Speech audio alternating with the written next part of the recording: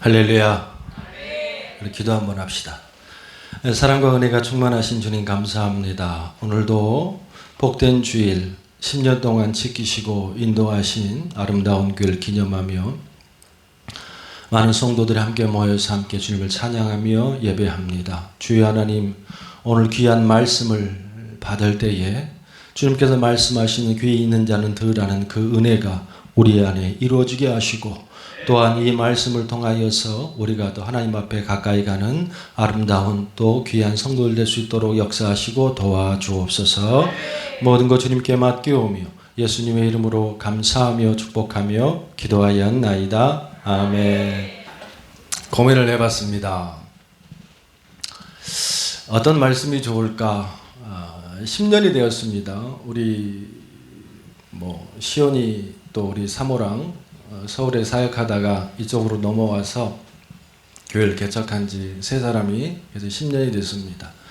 또 많은 사람이 왔다 갔다 했고, 또한 또 우리 성도들이 지금 정착을 했고, 또 그 중간에 직분을 받고도 나간 분들도 계시고, 또 오늘 초청해서 오시는 우리 성도님들과 또 교우들과 함께 어떤 말씀이 좋을까 고민을 하면서, 오늘 말씀은 아름다운 교회에 주시는 말씀이 아니라 여러분 전체에게 우리 신앙으로서 어떻게 살면 좋을지 있는 그런 답을 한번 같이 주님 앞에 묻고 갔으면 좋겠다는 마음으로, 가치 있는 삶, 뭐가 가치 있는 삶일까? 라는 고민을 가지고 오늘 말씀을 좀 함께 나누길 원합니다. 우리의 삶 속에서는 필연적으로 두 가지의 삶이 존재하는 것 같아요. 첫 번째는 평안을 추구하는 삶.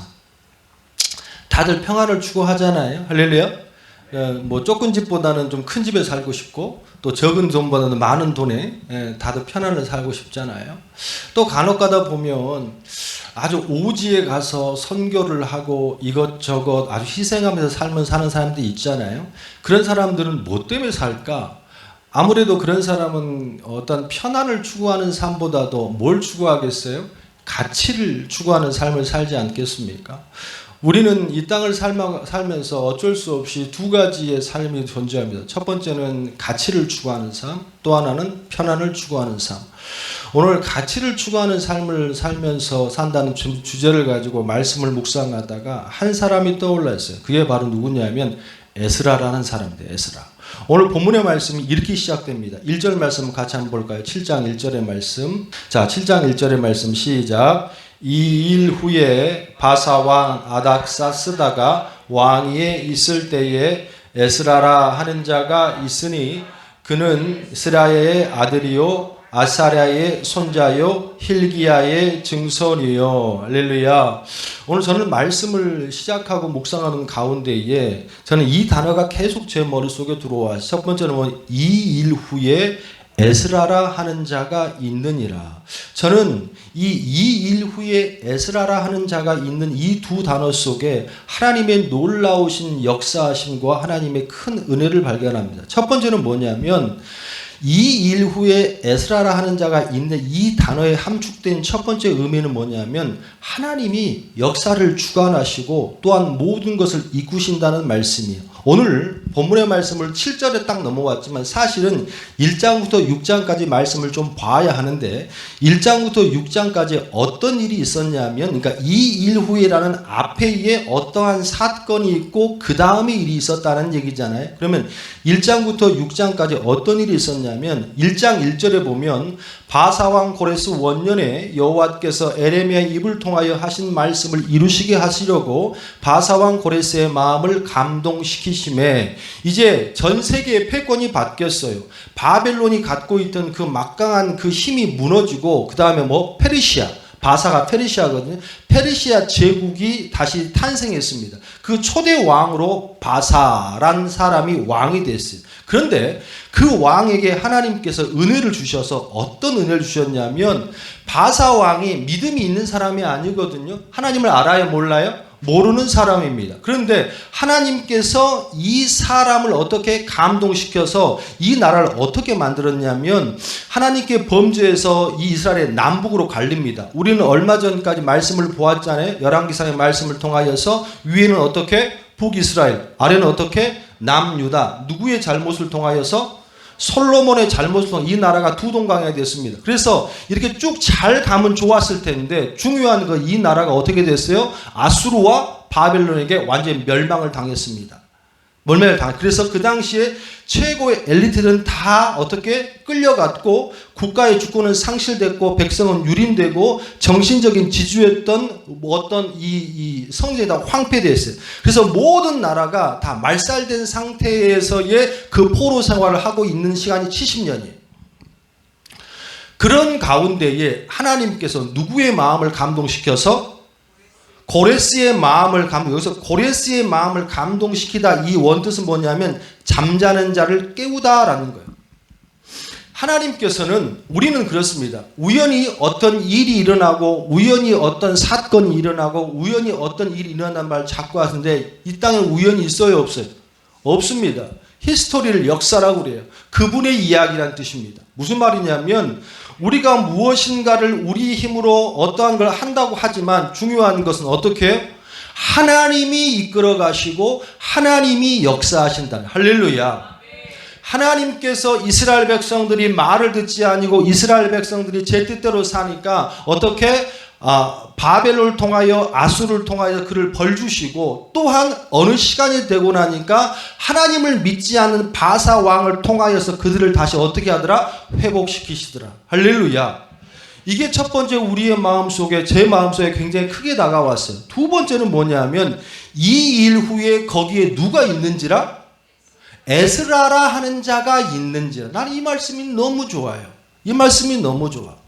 저는 이 말씀을 통해 놀라운 사실, 은혜 하나를 발견해요. 그게 뭐냐면 하나님은요, 하나님의 역사를 써내려가시고 하나님 일을 해나가시는데 중요한 것은 어떤 사람을 통해 하나님이 일하시잖아요. 근데 하나님이 막 자기가 초연적으로 막 기적을 이렇게 쓰십니까? 그러지 않습니다. 하나님은 역사를 써내려가세요. 그런데 누구를 통하여서? 여러분 앉아있는 여러분들을 통해 하나님 역사를 써내려가신다. 할렐루야. 그런데 중요한 것은 무엇이냐면 아무나 쓰지 않는다는 거예요. 아무나 쓰지 않습니다. 하나님께서 이 일 후에 하나님의 역사를 써내려가시고 하나님께 무엇인가 만들어 가실 텐데 거기에 하나님의 눈에 든 딱 한 사람이 있어도 그게 누구라? 에스라라는 자. 에스라 하는 자가 있는지라. 포로는 귀환을 했어요. 포로로 귀환했어요. 하지만 너무 암담해. 조국을 회복이 되었지만 무기력하기 짝이 없는 이스라엘 백성들의 모습이에요. 성전은 복구가 됐지만 신앙으로 아무것도 안 된 상황이. 그런데 모든 것이 암울하고 모든 것이 답답하고 모든 것이 다 아직까지는 못 미치는 상황 가운데에 희망이 없어 보이는 곳에 거기에 뭐가 있어요? 에스라라 하는 사람이 있는지라. 너무 이 말씀이 너무 좋아요. 이 말씀을 주면 간혹 가다가 그런 말씀을 하시는 분이 있어요. 우리 교회에도 에스라라 하는 사람이 있었으면 좋겠습니다. 우리 가정에도 내 남편이 에스라가 됐습니다. 되었으면 좋겠습니다. 또한 내 자녀가 에스라가 되었으면 좋겠습니다. 잘못됐습니다. 누가 돼야 돼요? 내가 돼야 돼요. 내가 돼야. 아이고 아파라. 내가 돼야 돼. 내가. 우리는 항상 말씀을 받을 때에 자꾸 남에게 하지 마. 그 말씀이 어떻게? 나에게. 할렐루야. 이 일 후에 에스라라가 하는 자가 있는지라. 이 말씀은 다른 사람이 우리 교회에 에스라라는 사람이 오면 좋겠어요. 어떠한 믿음 좋은 사람이 오면 좋겠어요. 아니면 어떤 신앙 기분에 오면 좋겠어요. 아니 네가 에스라가 되라. 할렐루야. 할렐루야. 저는 10년 전에 이 양주의 이곳에 교회를 개척을 하고 저는 제가 왜 여기에 와야 되는지를 솔직히 잘 몰랐습니다. 이 동네 사시는 분들은 아실 거예요. 제가 10년 전에 이 백석, 여기 어딘지 오늘 내비치고 오셨죠? 백석읍 어떻게? 이름이 왜 이렇게 참 교양스러운지. 백석읍 복지리. 교회가 없는 줄 알았어요. 그래서 서울에서 쭉 타고 이제 들어오니까 밭밖에 없잖아요. 논과 밭밖에 없잖아요. 없어서 여긴 교회가 없나 보다. 그런데 이 근방에 10년 전에 교회가 몇 개인 줄 아십니까? 72개입니다. 뭘 이렇게 놀래요. 곳곳마다 숨어있는 교회가 73개째 우리 교회가 개척한 거예요. 73개째. 제가 8년을 붕어빵을 구웠잖아요. 붕어빵을. 그런데 제가 하나님 이렇게 많은 이런 곳에 작은 동네에 70개가 넘는 교회가 있는 곳에 굳이 제가 또 왜 교회를 개척해야 되겠습니까? 고민을 잘 몰랐습니다. 그런데 그 이유를 알았어요. 하나님께서는 그 70개 있는 모든 교회에 그 마음을 주셨을 거예요. 네가 이 지역에 뭐가 되라? 에스라가 되라. 에스라가 되라. 물론 교회가 많고 믿음을 갖고 있는 자가 있으나 하나님께서는 시원치 않은 부분이 있었던 것 같아요. 물론 제가 그런 역할을 했다고는 저는 말할 수는 없습니다. 하지만 바라고 소원하는 것은 내가 하나님이 원하시는, 우리 교회가 하나님이 원하시는 에스라가 되기를 소원하면서 여러분에게도 그런 분이 되기를 주님의 이름으로 축원합니다. 자, 그러면 하나님께서 에스라가 하는 자가 있다고 말씀하셨잖아요. 이 에스라가 학사고 제사장이 겸으로 그 백성들을 가르치는 자인데, 그러면 이 하나님이 보시기에 이 에스라가 과연 뭐가 좋았냐는 거예요. 예? 인간성이 좋았을까? 아니면 도덕성이 좋았을까? 아니면 실력이 좋았을까? 그런 맥락을 가지고서 이 에스라가 하나님이 보시기에 뭐가 좋았을까? 가만히 봤더니 에스라에게 보는 특징 3가지가 발견됩니다. 오늘 그걸 함께 나누기를 원하는데, 자, 하나님께서 보시는 에스라의 귀한 점 첫 번째는 저를 따라서 해볼 거예요. 희생적인 결단. 믿음의 사람으로서 에스라는 희생적인 결단이 있는 사람이었다는 거예요. 6절 말씀 같이 한번 볼까요? 시작. 이 에스라가 바벨론에서 올라왔으니 그는 이스라엘 하나님 여호와께서 주신 모세의 율법에 익숙한 학자로서 그의 하나님 여호와의 도우심을 입음으로 왕에게 구하는 것은 다 어떻게 받은 자이더라. 할렐루야. 우리는 에스라를 1장부터 6장까지 살펴보지 않았기 때문에 에스라가 어떤 사람인지 잘 몰라요. 에스라는 누구 밑에 있던 사람이에요? 바사왕 아래에 있던 사람입니다. 즉 다시 말해 포로로 끌려갔어요. 포로로 끌려가서 포로로 그냥 끝난 것이 아니라 어떻게 전 세계의 통치를 갖고 있는 페르시아의 황제의 바로 밑에서 모든 것을 듣고 모든 것을 자기 마음대로 할 수 있는 권력을 가진 사람이 에스라였다는 거예요. 오늘 그 말씀에 6절에 보니까 에스라가 왕에게 요구하면 왕이 그거를 거부할 수 있었다 없었다? 없었다라는 거예요. 그만큼 왕이 이 에스라를 뭐 했다는 거예요? 신임했다라는 거예요. 너무너무 이 에스라를 사랑했고 이 에스라가 포로 출신의 자기 민족도 아니고 포로인 불구하고도 그 에스라를 사랑했고 고위 관리에 있었고 바사왕 바로 옆에서 모든 것을 할 수 있는 힘을 가진 자였다는 거예요. 할렐루야. 힘을 가졌다라는 것은 무엇이냐면요, 자기 마음대로 무엇인가 누릴 수 있는 권력을 가졌다는 거예요. 그런데 소식이 들리는 거예요. 어떤 소식이 들렸냐면 1차로 귀환을 했습니다.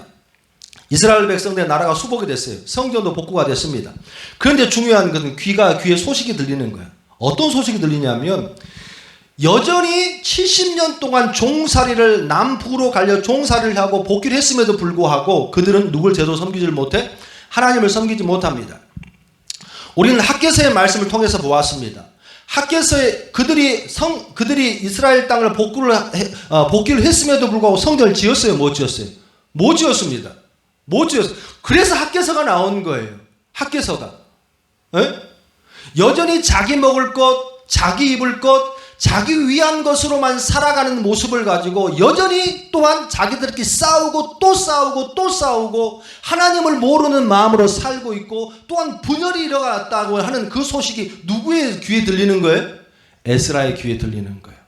자, 뭐 이런 비유가 맞겠습니까마는 여러분이 미국의 무슨 상원 이하의 가장 그 위에 있는 직책을 맡고 있다고 칩시다.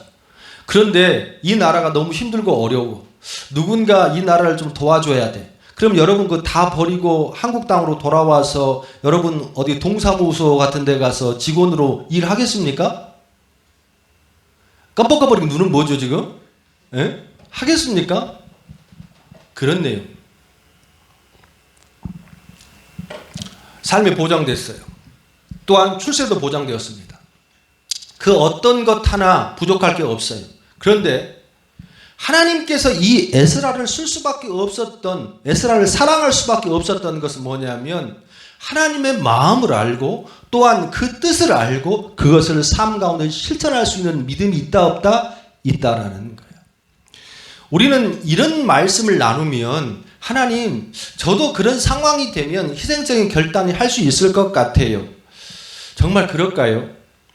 여러분의 시야에, 여러분의 눈에 정말로 누군가를 도와야 되고 또한 섬겨야 되고 무엇인가를 해야 하는 하나님의 마음이 없었어요? 1960년대, 1952년도에요. 60년대 구호단체에서 컴패션이라는 단체가 있는데 한국전쟁의 고아들을 돕기 위해서 시작된 단체가 컴패션입니다. 어느 날 한 목사가 차를 타고 이제 쭉 한국에 있는 전쟁 더미에 있는 그 현장을 이렇게 지나가는, 그런데 쓰레기 더미가 엄청 쌓여 있는 거예요. 근데 그 쓰레기 더미에 애기 손 하나가 툭 빠져 있는 거예요. 네, 쓰레기 더미에. 그러니까 그 쓰레기 더미에 애기 하나가 모여 있는 거예요. 이제 파묻혀 있었던가 봐요. 그래서 이제 이 목사가 내려서 이 손이 지금 뭔가 이렇게 좀 확인을 했어요. 그랬더니 손이 하나가 아니었어요. 그 전체 이 쓰레기 더미 전체가 뭐예요? 예, 얼어 죽은 시체들, 고아들, 전쟁에 못 먹어 굶어 죽은 애들.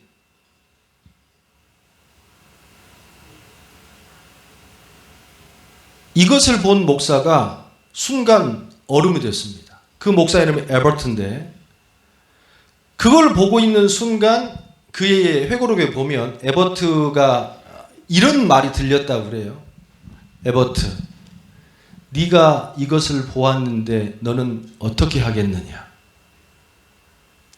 여러분, 희생적인 결단을 갖고 있다, 헌신의 마음을 내가 갖고 있다라는 것은 무엇을 보았구나, 아, 저 사람 힘들구나, 저 교회 힘들구나, 저걸 내가 도와야겠구나, 이걸 본 것을 희생적인 결단이라고 말하지 않습니다. 여러분의 삶 가운데에 얼마나 도울 사람이 많고 하나님 뜻대로 얼마나 순종해야 될 사람이 많습니까? 에버트의 기록에 보면 더 이상 나는 하나님의 부르심에 불순종할 수 없었다. 그러면서 창설된 구호단체가 있어요. 그게 뭐예요? 컴패션입니다. 지금까지도. 우리는 돌아봐야 합니다. 창립 10주년을 맞이해서 아름다운 교회 한 명씩 한 명씩 성도가 들어왔고 집사를 받았고 권사까지 받고 또한 이 10년 동안 함께 온 성도들이 그 중간중간에 나간 사람도 있고 교회를 비난하는 사람도 있습니다. 또한 여러분도 어느 교회를 섬기고 있을지 몰라요. 하지만 중요한 것은 뭐냐면 하나님께서 내 눈에 보여주시고 하나님께 무엇인가 내 마음에 주셨을 때는 누구 보고 하라고? 네 보고 하라는 것이 아니라 당신 보고 하라는 얘기예요. 할렐루야. 하나님께서 어떤 사람을 쓰신다? 준비된 사람을 쓰신다? 준비된다는 게 무엇입니까? 내가 말씀을 삼독하고 사독하고 창세기부터 계시록까지 말씀을 달달하고 그게 삶 가운데 무슨 도움이 됩니까?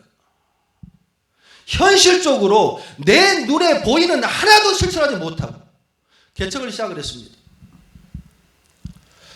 부교육자 생활을 하고 개척을 하고 나서 겨울이 됐어요. 성도가 하나도 없잖아요. 헌금이 하나도 안 나오잖아요. 난방에 기름이 없잖아요. 딱 2달을 살고 났는데, 우리 사모가 들으면 좀 그럴 텐데, 2달을 살고 났는데 쌀이 떨어졌어요. 쌀이 떨어졌어요. 제 마음속에 정말로 하나님이 나를 먹이시고 입히시고 함께할 줄을 믿습니다. 할렐루야. 그런데 아무도 안 도와주더라고요. 믿음을 가지고 기도를 정말 빡세게 하고 요 밑에 슈퍼가 하나가 있었어요. 몇 개 슈퍼가 있었어요. 쌀이 없어가지고 제가 믿음을 가지고 하나님께 도우시니까 외상으로도 쌀을 주겠지. 그리고 그 외상으로 쌀을 달라고 했을까 안 했을까요? 했겠지. 가서 저기 여기 목사인데요. 쌀 한 포대만 줄 수 있겠습니까? 쌀 줬을까 안 줬을까? 왜 이렇게 부정적이야?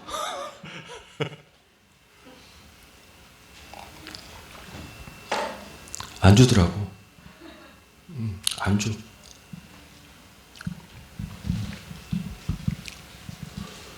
그 이후로 그래 굶어 죽었습니까? 아니, 할 많이 줬어요. 안 그랬습니다. 그 이후로 저는 기도하는 제목이 있습니다. 하나님, 아름다운 길을 섬기고 이곳에 72개의 교회가 있다고 그랬잖아요. 72개 있는 성도들이 정말로 하나님을 사랑한다면 그 믿음이 움직이게 하옵소서. 또한 누군가를 돕는 성도가 되게 하시고 하나님이 원하시는 삶을 살 수 있도록 주님 도와주옵소서. 긍휼이란 단어는 여러분 머리로 생각하는 단어가 아닙니다. 헌신이란 단어는 내 손이 움직이는 것이고 내 발이 움직이는 것이고 내 물질이 움직이는 것이고 내 몸이 움직이는 것인 줄 믿으시면 아멘.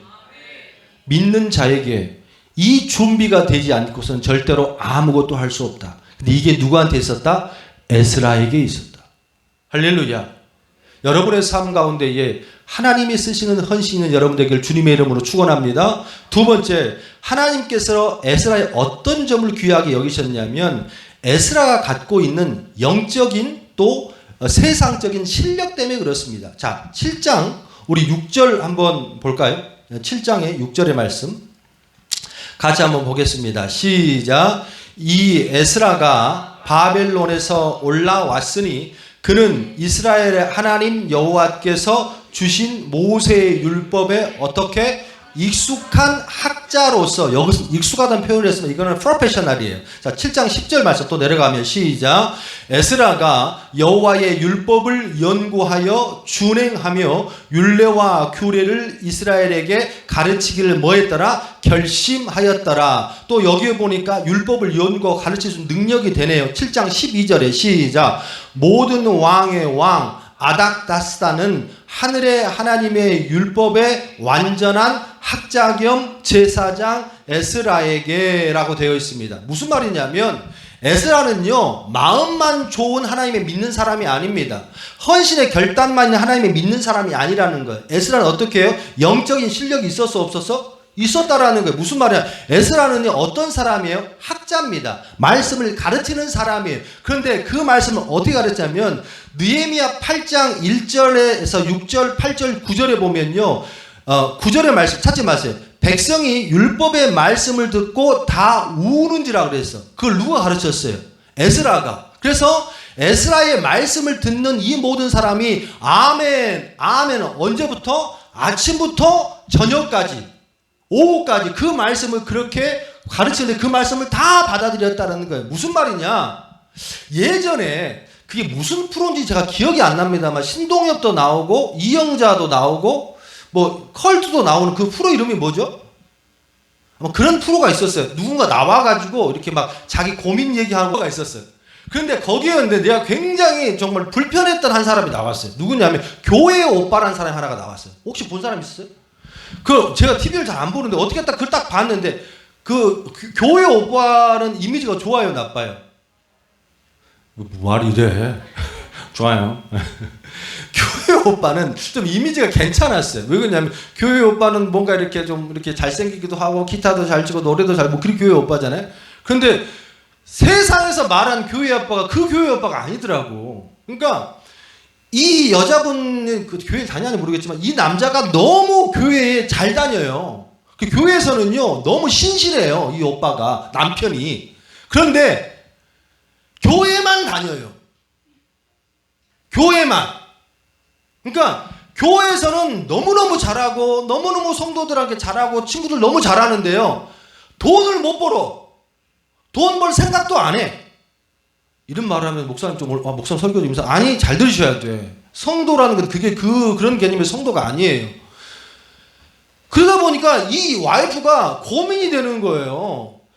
교회 가면 그 내 남편 보고 너무너무 좋겠어요. 이렇게 좋은 남편을 만나셔가지고 믿음도 좋으시고 네가 데리고 사세요. 그러면 뭐 이렇게 되는 상황이 되는 거예요. 그러니까 믿음은 너무 좋고 신실한 믿음을 갖고 있고 다들 부러워하는데 뭘 못해? 밥벌이를 못해. 쉽게 말해서 세상에는 어떤 사람이에요? 무능한 사람이에요. 무능한 사람이에요. 자기 가족을 부양을 못해. 남자로서. 그러면 이거 맞아요? 틀려요? 오늘 설교 맥락을 잘 잡아야 되는데. 무슨 말이냐? 중요한 것은 하나님께서 말씀하신 이 맥락에 가장 중요한 것은요, 내가 오늘 이 말씀을 봤을 때에 실력을 가졌다.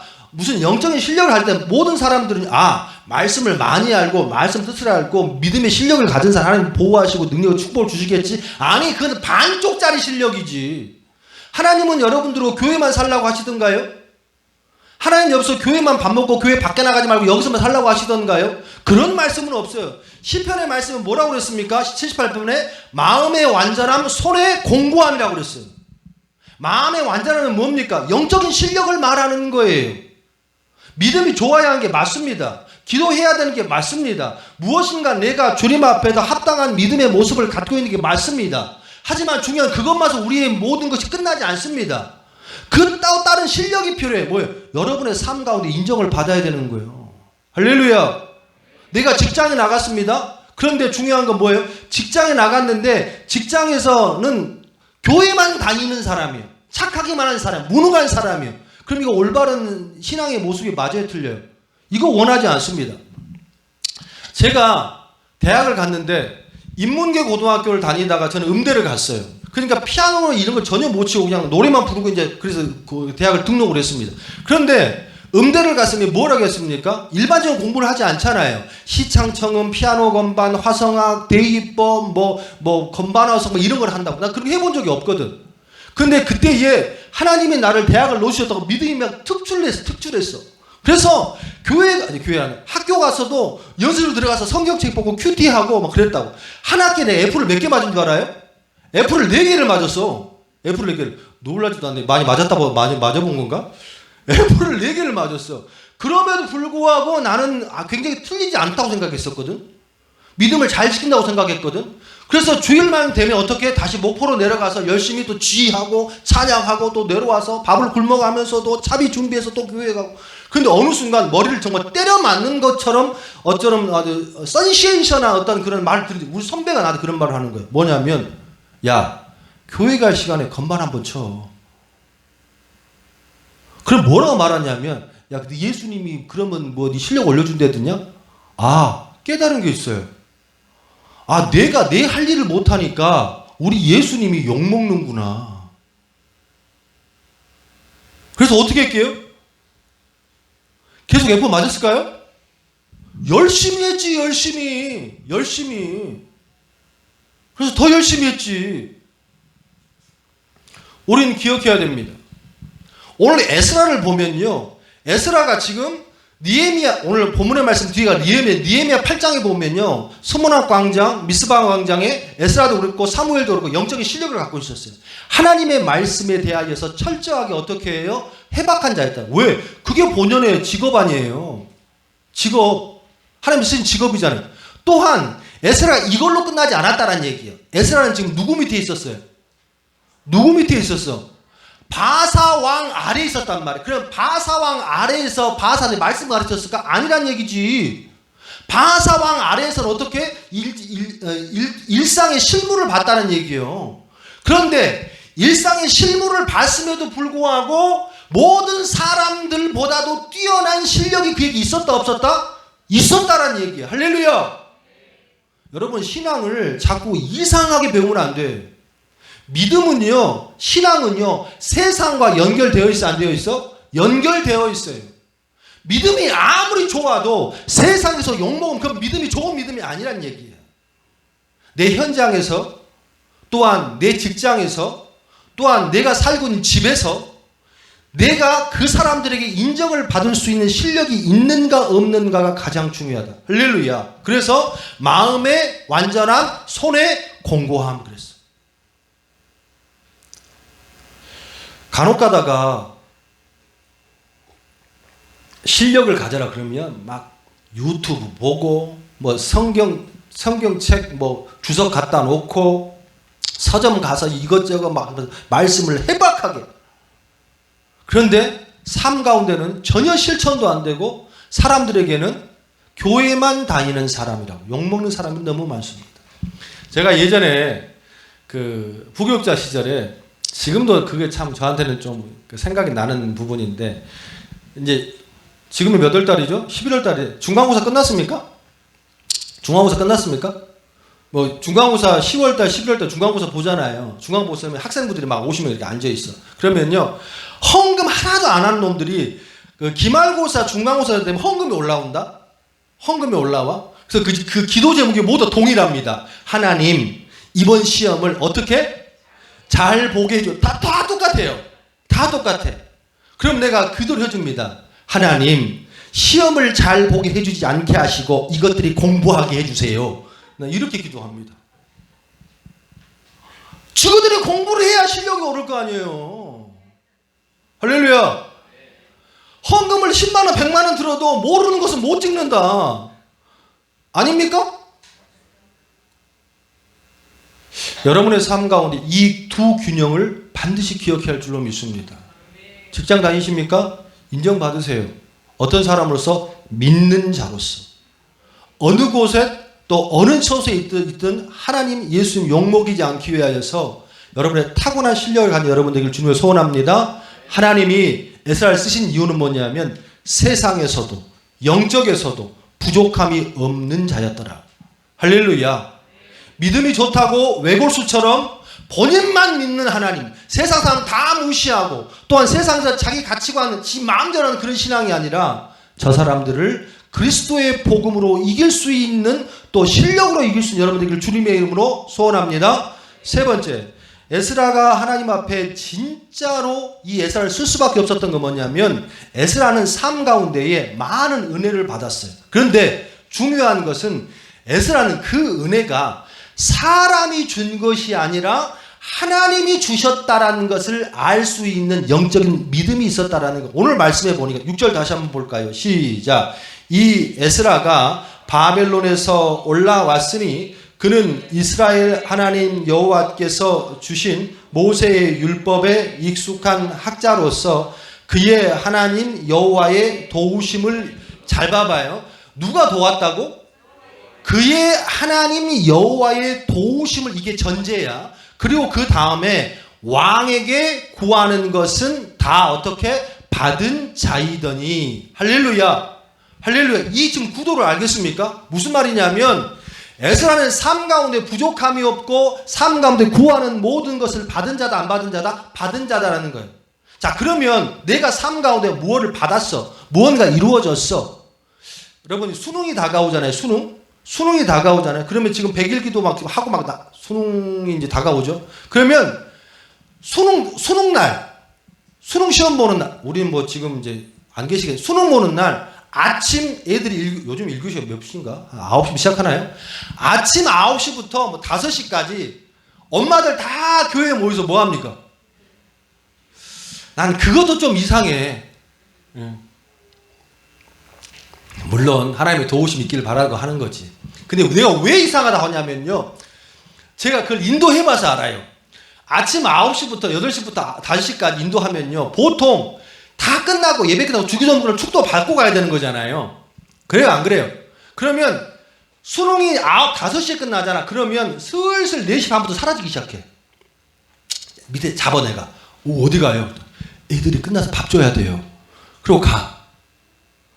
그 전날까지 새벽 기도 한 번도 안 나오는 놈들이 새벽 기도를 나와요. 새벽 기도를 나와. 누가? 애들이. 당연히 엄마는 당연히 나오지. 하나님, 우리 애는 꼭. 자, 수능이 딱 끝났어. 그 다음에 수능이 딱 끝나고 그 다음 날 새벽 기도 나올까 안 나올까? 이렇게 부정적이야. 나올까 안 나올까요? 다 해본 사람들이야. 지금 아이들을 빗대서 하는 말이지만 무슨 말이냐면, 여러분 간절한 소원의 기도의 제목들 지금 있을 수도 있고 또한 그런 기도의 제목 기도 한 번도 있을 줄로 믿습니다. 여러분, 뭔가 해결됐다고 칩시다. 아파트가 팔렸다고 칩시다. 아니면 무언가 이루어졌다고 칩시다. 그리고 나서 그 이후에 이 모든 것들이 하나님께서 하신 것이 맞구나라고 믿음이 있냐고 없냐고.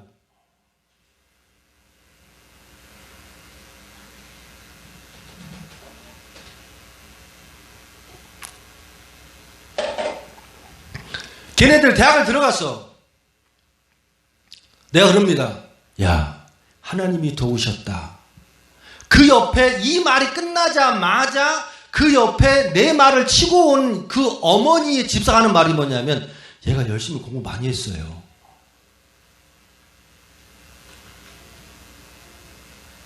여러분, 지난 시간을 돌아보면 하나님 한 번도 나를, 이런 찬양이 있잖아요. 지나온 모든 세월들 돌아보아도 그 어느 것 하나 주의 손길 안 미친 것 전혀 없네. 오 신실하신 주,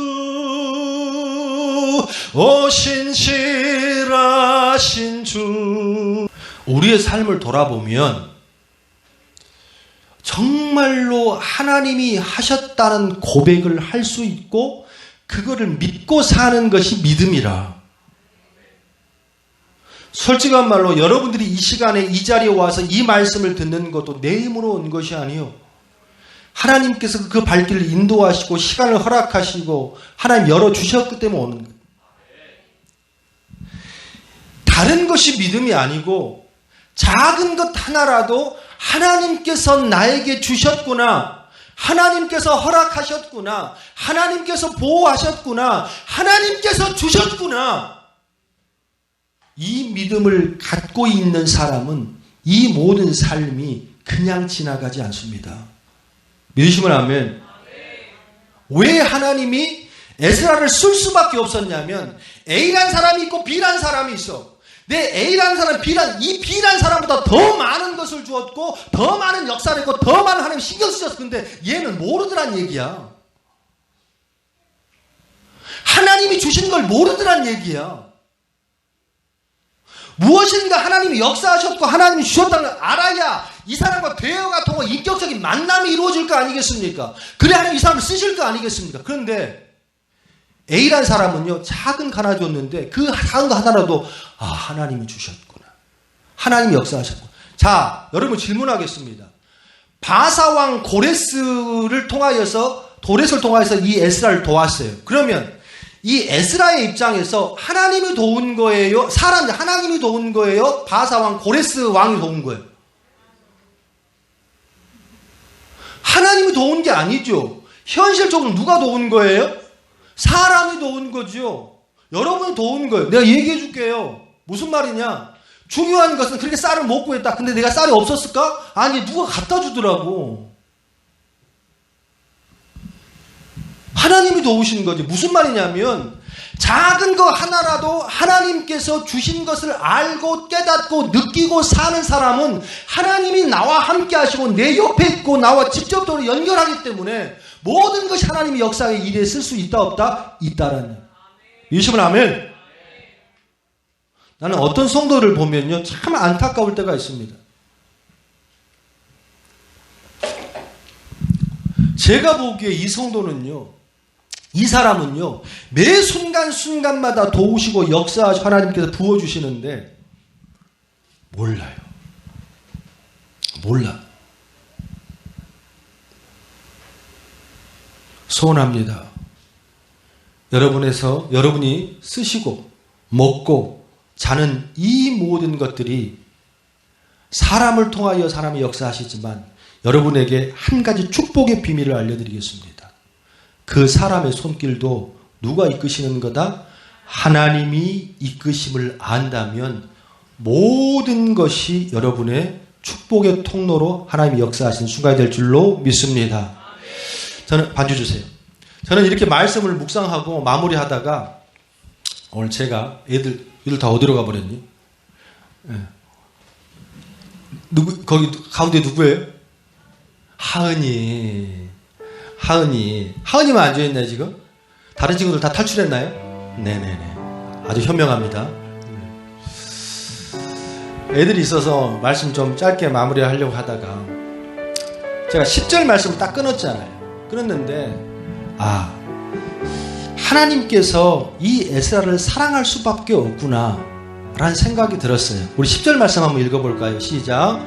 에스라가 여호와의 율법을 연구하여 준행하며 율례와 규례를 이스라엘에게 가르치기를 결심하였더라. 이게 쉬운 성경이 있어요. 쉬운 성경 이렇게 해석이 됐더라고요. 제가 읽어봐 드릴게요. 에스라는 여호와의 가르침을 알기 위해 그리고 그것을 지키기 위해 열심히 일했습니다. 그리고 에스라는 여호와의 명령과 규례를 이스라엘 사람들에게 가르치기로 했습니다.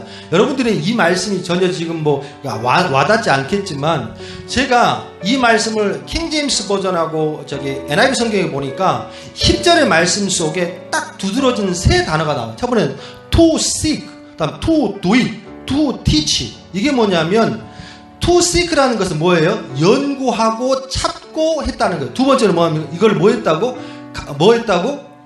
실천했다. to do it. 세 번째는 뭐예요? 가르쳤다는 거예요. 자, 그런데 에스라의 사명은 뭐 하는 사명이에요?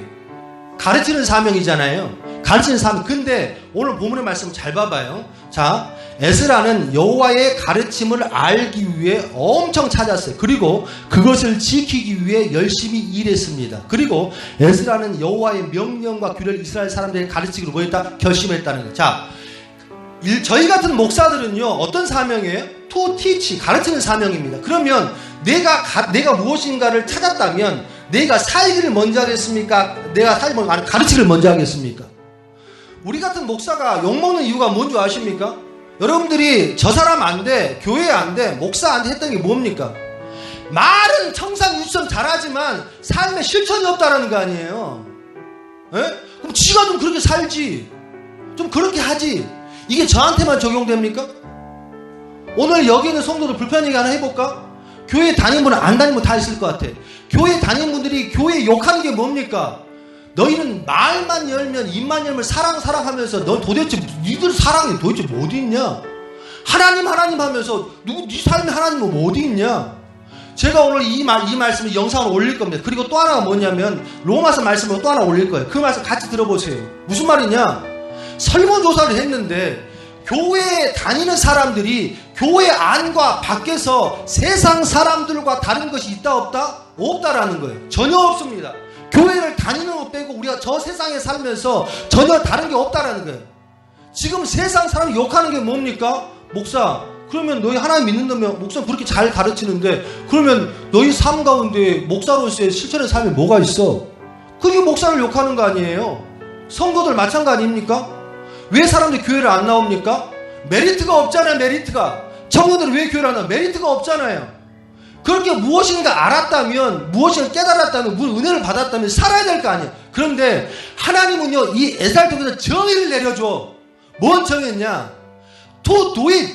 이게 살기 위해서 그런 뭐예요? to seek. 이 seek라는 단어는 어떤 단어냐면 그냥 지나가다가 그냥 들어온 단어가 아니에요. 이 seek라는 단어는 추구하다, 갈구하다는 뜻이거든. 그러니까 끊임없이 하나님의 뜻이 무엇인가, 하나님의 말씀이 무엇인가 찾고 또 찾았다는 거예요. 우리의 삶이 그래야 돼요.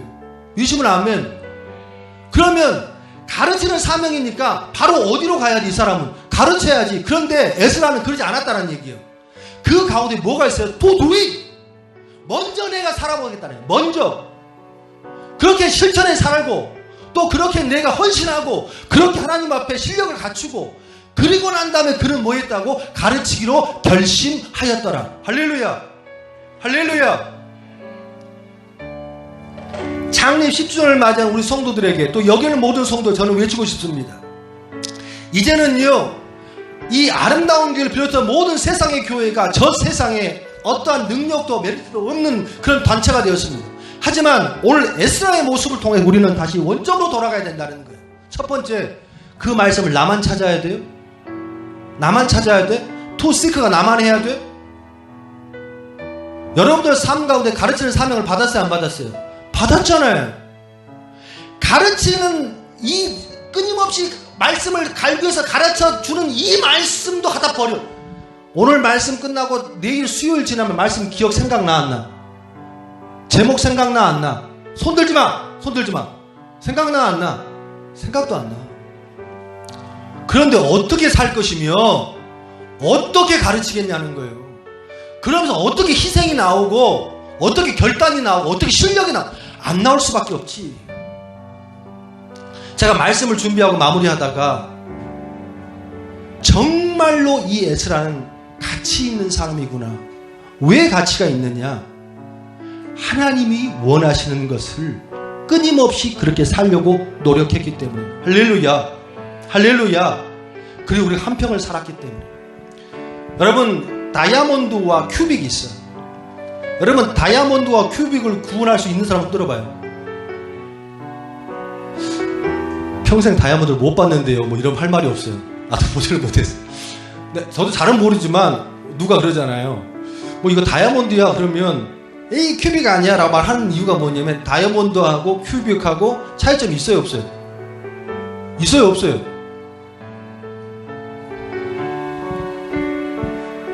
몰라 잘 모른다는 거예요. 분명히 차이점이 있지. 차이점이 있는데 모른다는 거예요. 집에 돌아가셔서 여러분 다이아몬드를 다 감정을 받아봐. 그게 진짜가 가짜인가? 그러니까 큐빅과 다이아몬드가 겉으로 보기에는 차이가 있어 없어?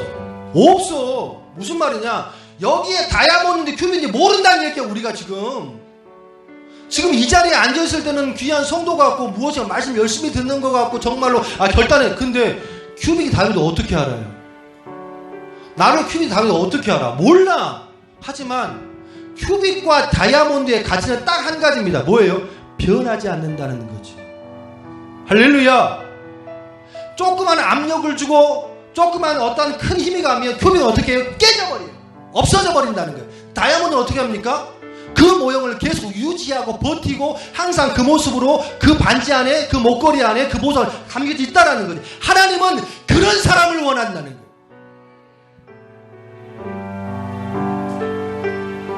우리는 그런 사람을 이렇게 표현합니다. 그리스도인.